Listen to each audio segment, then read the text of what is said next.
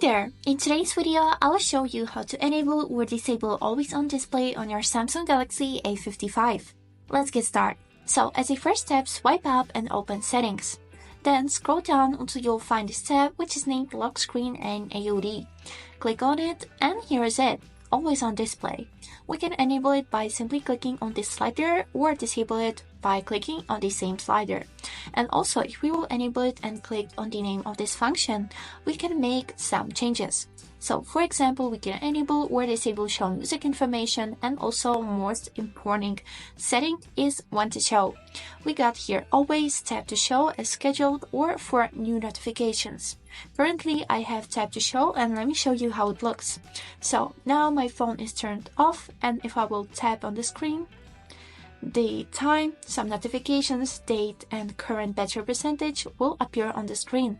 But if I will click on the power button, my phone will be fully turned on. So here is it how it looks.